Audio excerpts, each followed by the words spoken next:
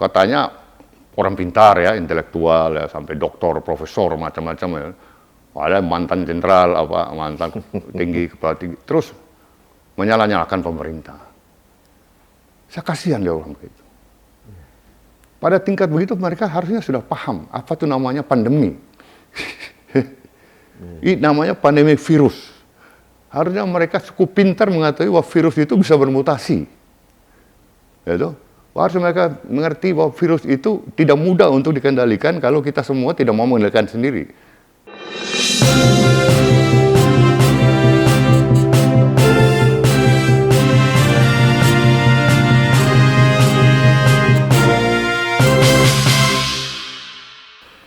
Halo sahabat Indonesia, kita bertemu lagi dalam rubrik Hot News, kanal Anak Bangsa TV.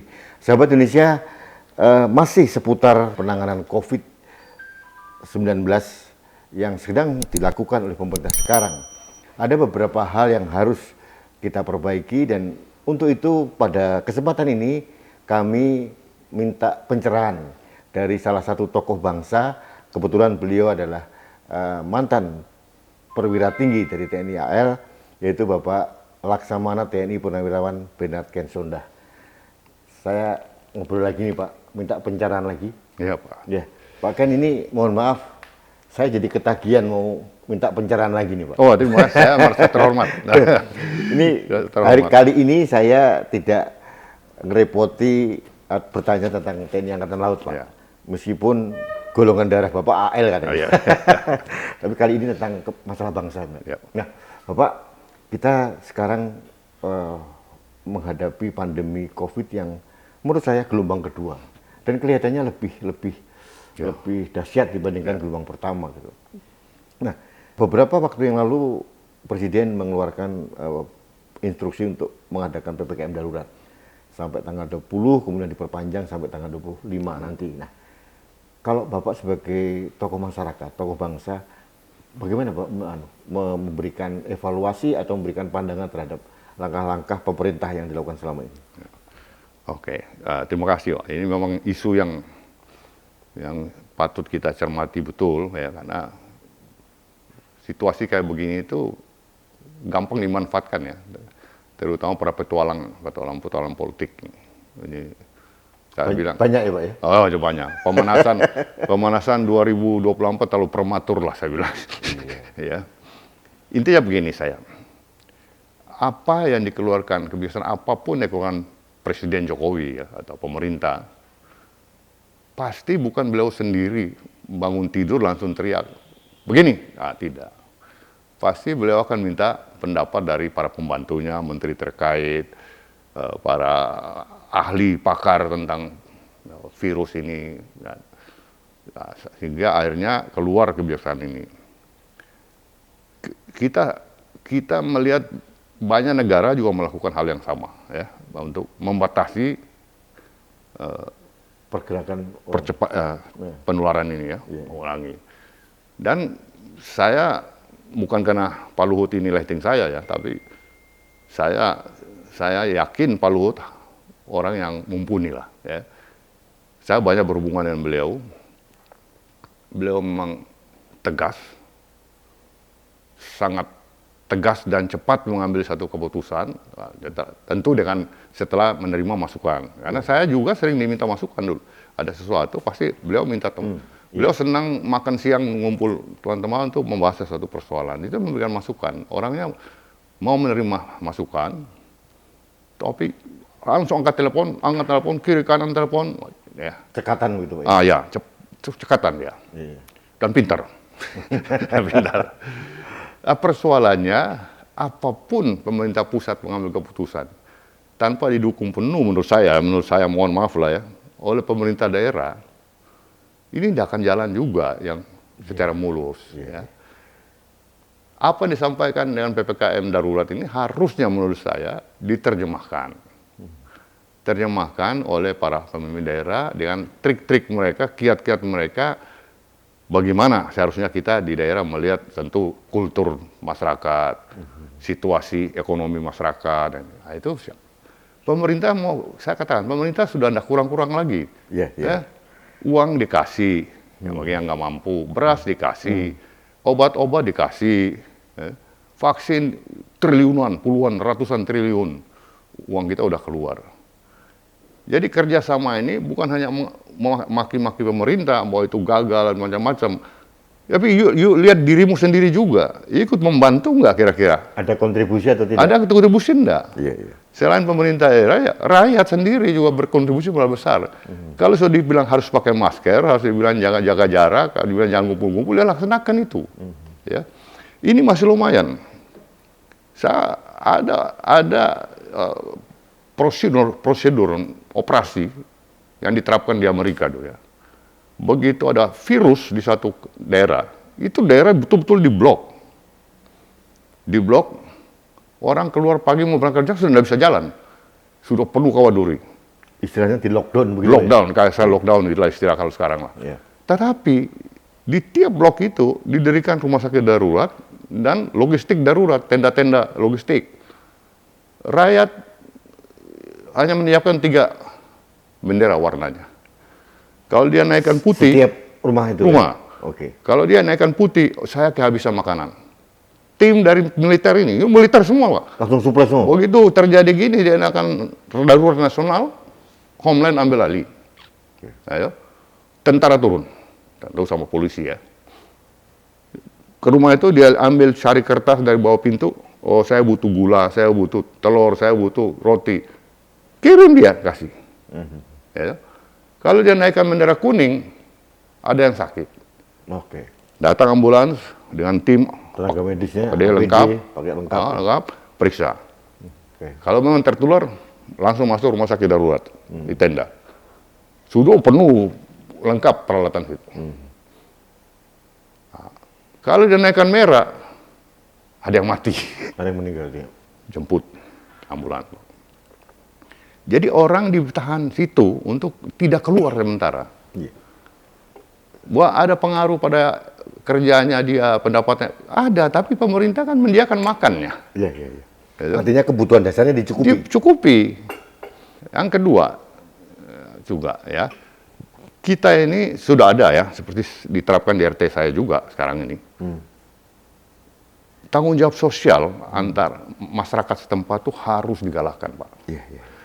Di tiap gang lah atau tiap RT pasti ada orang yang lebih mumpuni, yang lebih adalah punya uang. Kita bisa, ketua RT bisa terapkan kayak begitu. Kalian siapkan 3 warna. Iya, iya. Ini sebenarnya seperti PPKM mikro gitu, Pak ya. Iya. Untuk per wilayah kecil gitu. Terbilang kecil dulu. Iya, iya, iya. Pak Ken, ini saya tertarik. Di Jawa Tengah itu ada program masyarakat yang namanya Jogo Tonggo, Iya. jaga tetangga. Iya. Mungkin hampir sama seperti itu. Iya. Jadi kita ini galakan lagi tanggung jawab sosial. Bangsa kita udah zaman nenek moyang kita sudah mengajar kita tentang gotong royong. Jangan lagi siapa lu siapa gue. Iya, Ini keadaan nasional darurat sudah nih menurut saya. Jadi Bapak tadi bilang bahwa kuncinya polisi pusat sudah bagus. Gitu. Bagus. Tinggal implementasi kepala daerahnya. Ini. Itu. Apakah Bapak melihat selama ini belum terlalu mereka belum terginas begitu? Kadang-kadang begini ya saya lihat, saya pernah baca. Ada daerah merasa dia, nggak banyak, saya penularan cuma 3 orang. Leha-leha santai. Dibebaskan pergerakan masyarakat. Oh, leha. Padahal 3 orang ini bisa menyajikan 100 orang. Dan 100 orang itu menyajikan 1000 orang. Iya, iya. Gitu loh. Sudah, tracer, Singapura sudah kita ikuti lah. Itu paling jelas tuh, Iya. Singapura.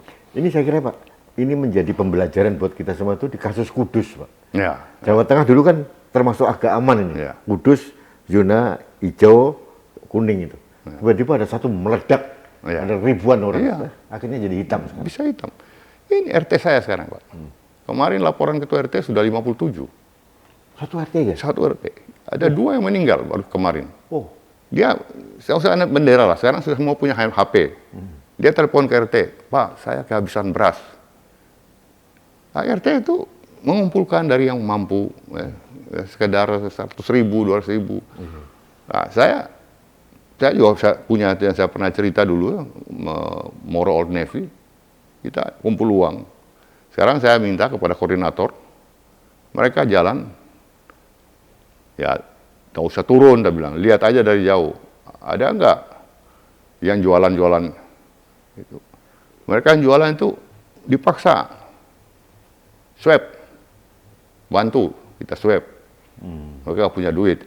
Nah, kalau bersih itu kita borong tuh makanan pisang goreng. Terus siapa yang mau ambil silakan, nggak usah bayar. Pak, artinya kalau setiap wilayah atau komunitas melakukan hal yang seperti itu, Iya. selesai masalah sebetulnya. Iya. Artinya ada mulai dari kecil-kecil dulu, Pak ya. Ya. Oke. Jadi Dan kita- ada satu lagi, Pak, yang ini mungkin Bapak mohon tanggapan dari Bapak.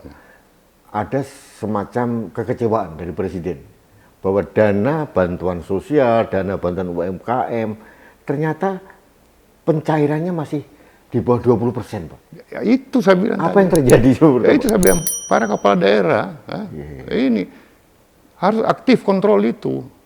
Pak, bagaimana menimbulkan rasa sense of crisis untuk kepala daerah itu, Pak? Ini kan kondisi ini sudah darurat sekali nih. Apa Bapak sarannya seperti apa kepala daerah ini, Pak? Ya mereka harus betul-betul melihat ini bukan hal yang main-main lagi sepele, enggak. Ya, kesadaran ini yang kita butuhkan untuk sungguh-sungguh ya, membangun masyarakat ini, mengingatkan masyarakat ini, dan masyarakat juga ya patuh, ya toh. Toh kamu diberi makan kok, dikasih duit, dikasih obat oleh pemerintah. Artinya ini harus jalan, tapi bantuan itu harus juga Ya disiapkan. harus. Sehingga kebutuhan dasar mereka terpenuhi. Iya, jangan ditahan-tahan. Iya, iya. Kalau mau begitu, kalau nggak kuat ya drop aja ke lurah. Tinggal kita kontrol di lurah gampang.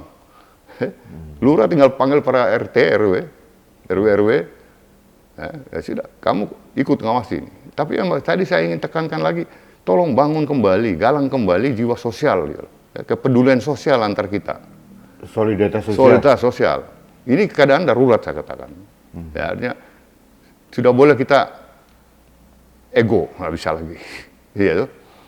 Karena kalau kita ego, kita bisa kena juga gitu kalau ini nggak selesai. Ya tuh. Jadi saya tuh kadang-kadang ketawa ya.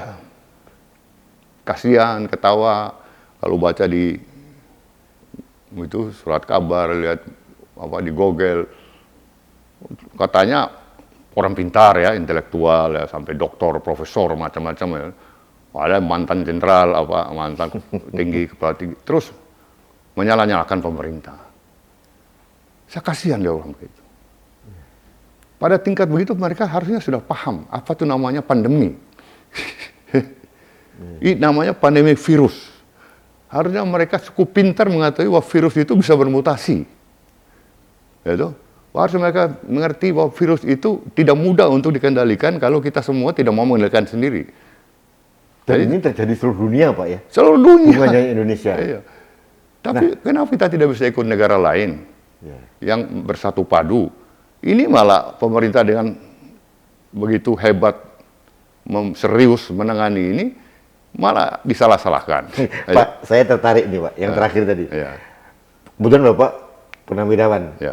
TNI, Ya. perwira tinggi, Pak.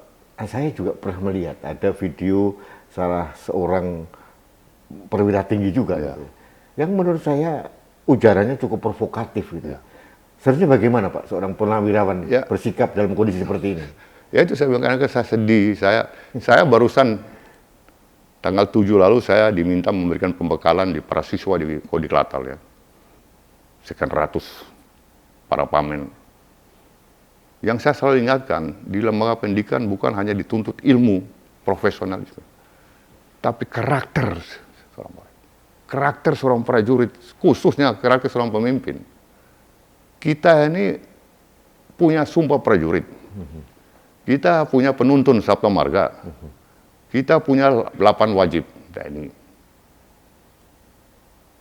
Kenapa dulu kita begitu getol-getol, marahi anak buah, menghukum anak buah yang melalai atau alfa? Ketika kita pensiun, kok jadi begini? Itu, ini mau apa gitu? Saya dengar Bapak, mohon maaf, kalau di TNI, Pak, purnawirawan itu, kan ada Sabta Marga, kemudian Sumpah Prajurit, ada 8 wajib TNI.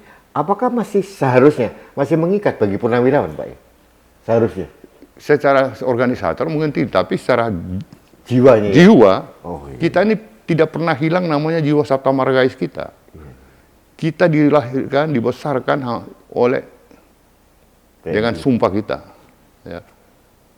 Ya, itu saya bilang, saya begitu darah saya jadi AL, nggak pernah bisa berubah. Dokter sudah cuci berkali, tetap AL. Ya, harusnya begitu gitu loh ya. Ini seorang bintang 4 atau dokter profesor kok ngomong ya itu tadi cenderung provokator. Dan inilah berbahaya, salah satu bahaya daripada COVID ini. Dalam keadaan kadang-kadang masyarakat sebagian ya yang tidak diberikan penyuluhan yang benar, resah, dimanfaatkan untuk memprovokasi, kata-kata. Kira-kira kenapa Pak? Tujuannya apa menurut Bapak ini? Mungkin ada beberapa golongan lah ya. Yeah. Satu, mereka tidak puas, mungkin karena tidak dapat tempat lah. Termasuk mereka yang pernah dapat tempat dicopot aja, barangkali itu tidak puas. Sakit hati gitu.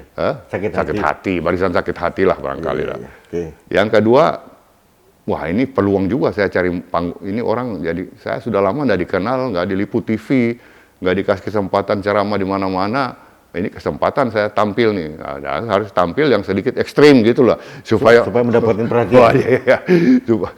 Saya kira begitu ya. Jadi kalau istilah zaman sekarang caper Pak, cari perhatian. Cari perhatian. Yang ketiga tapi kan itu, sebenarnya kan nggak bijak seperti itu. Nggak bijak lah. Iya. Saya kalau bilang sama perwira, saya taruna kalau dulu. Perwira itu kan, ada kata W kan, P profesional, educated, W itu wise. Bijak, wisdom. Ya. Apalagi sudah bintang 4 coba. Ya. Itu jangan-jangan Letnan 2 Lianggar itu pun ketawa. Ini pemerintah yang susah payah. Ya kalian ya, saya bilang, orang-orang ini. Maaf saya tidak, mungkin berbeda pendapat ya, tapi namanya negara kita ini dengan 250 juta penduduk. Dengan spread pulau-pulau begitu banyak negara bangsa kita ini. Dengan berbagai karakter, culture, dan nggak gampang ngurus. Apa kalian pikir hanya presiden ngurusi COVID? Banyak masalah apa yang beliau harus perhatikan, harus urus. Dan beliau tidak, saya melihat karakternya Pak Jokowi selama ini apa, pokoknya nggak ada. Akomodatif juga Pak ya? Akurat, pasti ngundang menterinya, pakar, bahkan seniman pun diundang. Standing komedi pun diundang. Semua kan itu masukan-masukan bagaimana menghadapi, ngurusi ekonomi, keuangan, nggak gampang. Jadi tolong jangan masalah otaknya dicuci sedikit itu loh. Jangan terus, wah ini kesempatan, saya sikat, COVID ini udah selesai. Cari panggung, Pak. Cari panggung. COVID dari awal dulu kita sebut, senamanya pandemik. Lihat Spanyol pada saat pertama kali flu, lihat pertama kali ada kolera. Namanya pandemik atau satu virus itu butuh waktu tahunan. Apalagi kita harus paham, orang pintar ya, harusnya para dokter ini, dokter terserah lah. Namanya virus itu bisa bermutasi. Iya. Coba mau lihat dari SARS, MERS, yang pernah kita alami semua. Itu ada mutasi-mutasi semua. Terbukti sekarang muncul varian Delta itu. Varian baru lagi Delta. Itu mutasi. Kan hasil mutasi juga. Mutasi baru. Ya. Jadi bagaimana orang berpikir. Dan saya tuh tahu betul Pak Luhut ya. Beliau tuh selalu undang orang. Dia enggak pernah merasa diri hebat, enggak. Beliau sering undang tuh para ahli, para pakar ngomong bersama. Saya execute. Kalau sudah yakin, saya execute. Enggak pakai tunggu jam. Telepon, trik. Atau jangan coba telepon ini, telepon menteri ini, telepon ini. Beliau tuh begitu. Saya mengalami sendiri, Pak. Ya. Bapak tahu persis ya, karena tahu. Satu angkatan, dan saya pernah mengalami itu, Pak. Iya. Ya, saya punya masalah, saya kan kerja di perusahaan, ya, ada punya masalah di satu kementerian. Saya laporkan dia sebagai menteri investasi. Nah, saya mau mengembangkan investasi di Indonesia, tapi terbentur begini. Saya datang, pakai ABC dan telepon menterinya. langsung teriak. Kayak begitu. Jadi orangnya ini bahwa menghadapi COVID-19 ini tidak segampang balik tangan. Iya, harus mengerti lah kalian. Tidak gampang. Selain pemerintah harus ngurus COVID, ngurus banyak ekonomi, keuangan, pendidikan, banyak macam. Jadi kalau kalian berhenti ribut-ribut, mari kita sama-sama bersatu padu, kompak, berpelukan bersama-sama, bergandengan tangan, kita hadapi ini. Bukan mana merusuhi, tunggu aja lah merusuhi nanti kalau jadi pejabat sendiri kamu. Kalau itu kan pun kalau jadi. Baik Pak, saya kira cukup ini suatu pencerahan yang sudah pas Pak. Jadi Bapak memberikan pesan yang sangat jelas gitu, kepada siapapun tokoh bangsa untuk membantu pemerintah. Kalaupun memberikan narasi harus narasi yang sangat konstruktif gitu Pak. Dan Bapak juga mengapresiasi kerja yang dilakukan Pak Luhut. Gitu, mudah-mudahan ini berjalan Pak. Dan ini bagi saya Pak yang pegiat sosial gini, ini pencerahan dari Pak Ken ini luar biasa Pak. Karena masyarakat ini jangan sampai dikacaukan dengan narasi-narasi yang negatif itu Pak. Jadi sekali lagi terima kasih Pak Ken. Ya, saya betul-betul berharap kepada rakyat, seluruh masyarakat Indonesia, kita tidak main-main menghadapi ini COVID. Tiap hari 1-2 teman kita, sahabat kita, keluarga kita meninggalkan kita. Di mana pemakamannya kita nggak bisa lihat. Kemarin pagi besan saya meninggal, COVID. Kayak begitu. Kalau kita nggak mau menyadari ini, kita merasa hebat terus, kita ego, dan maunya kita sendiri, tambah parah kita nanti, saya bilang. Saya akan, you ngomong begitu, untung you belum kena, saya bilang. Kalau kau sudah pakai ventilator, baru kau teriak-teriak. Gitu loh. Jadi mohon marilah kita bergandeng tangan, bersatu padu, kita hadapi ini bersama-sama. Baik. Gitu. Pak Ken, terima kasih. Sahabat Indonesia, demikian pencerahan dari Laksamana TNI Purnawirawan Bernard Ken Sondah, luar biasa. Kuncinya beliau menyarankan kepada semua komponen bangsa untuk meningkatkan kepekaan sosial, kepedulian sosial atau solidaritas sosial sebagai anak bangsa dalam menghadapi musibah bersama ini Pak. Jangan membangun narasi yang saling destruktif, kemudian ada beberapa kelompok yang menjadi penumpang gelap dalam pandemi ini gitu ya. Untuk kepentingan pragmatisme tertentu. Ini yang disarankan oleh Pak Ken untuk menahan diri semuanya. Satu hal yang penting dalam unsur W dalam perwira, beliau mengatakan ada wise atau wisdom, ada kebijakan. Artinya seorang perwira tinggi TNI dari matra manapun Pak harus mempunyai kebijakan, wisdom untuk membangun narasi agar tidak membuat masalah menjadi semakin runyam. Benar.